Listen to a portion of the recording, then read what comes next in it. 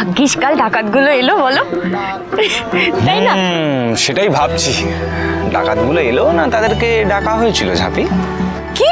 হ্যাঁ গো, ওরা আসলে ভান্ডারডিহি যাত্রাপার্টির লোক, আমার কথাতে এই কাজ করেছে। কিন্তু তুমি বলো, ওদের জন্যই তো দুই বাড়ির বরফ গড়লো বলো। থ্যাংক ইউ, থ্যাংক ইউ আপনি, thank you, thank you, thank you.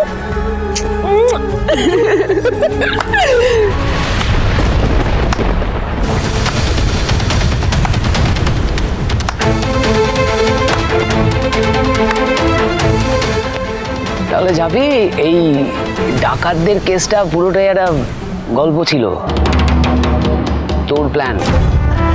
আচ্ছা, কি ভেবেছিলি তুই ওই ডাকাতদের ভয় দেখিয়ে সরকারদের সঙ্গে আমাদের মিলমিশ করাবি?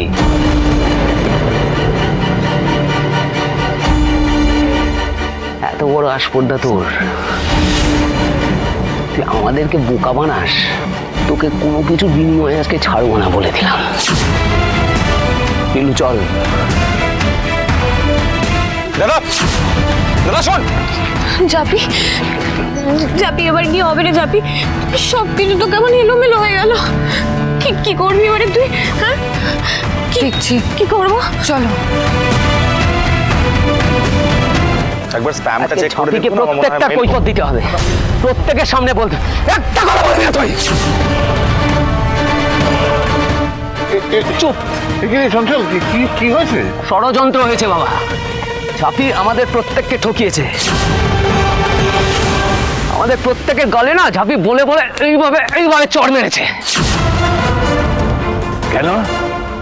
কি করেছে ঝাঁপি? আরে কি করেছে শুনলে চমকে যাবে গো। কালকে ভুবন সর্দারের লোকজন আমাদের ধরেছিল না? হ্যাঁ।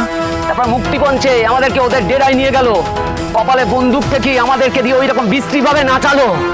এই সবটা ঝাঁপি সাজানো নাটক ছিল, সমস্তটা জানতো।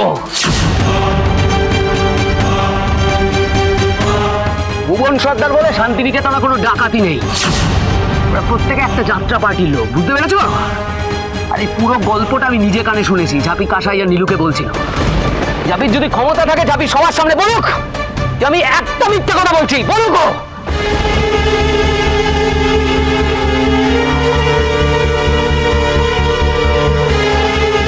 ঝাঁপি, আরে ওকে কি জিজ্ঞেস করছো? কি উত্তর দেবে? ওর বলার কোনো মুখ আছে? তো তোমাদের বাড়িরই বৌমা, জোচ্চোর বাড়ির বৌমা তো জোচ্চোরই হবে। এই চঞ্চল না, মুখ সামলে কথা বলবে একদম। ঝাঁপি, আমি জোচ্চুরি করেছি? বেশ করেছি, জোচ্চুরি করেছি। এই দুটো নিরীহ ছেলে মেয়েকে এক করতে গেলে আমাকে যদি এই জোচ্চুরি আবার করতে হয় তাহলে আবার করবো, বেশ করবো। একদম। আমার অন্যায়টা কোথায়? ওদের অন্যায়টা কোথায়? সেই কোন এককালে একটা আম গাছ নিয়ে কি মামলা হয়েছিল, তার জের এখনো বই নিয়ে চলছে তো চলছেই। কই, ডাকাতদের সামনে তো তোমাদের এই আম গাছ নিয়ে মামলা আমি চোখে দেখতে পাই নাই। তখন তো দিব্যি একসাথে নাচলে গাইলে, একে অপরকে আবার পুলটিস লাগিয়ে দিলে, তার মানে তোমরা একসাথে থাকতে পারো। তোমাদের এই রেশারেশি ঝামেলার সব ফালতু কোনো মানে নাই, জোর করে দিয়ে রাখা।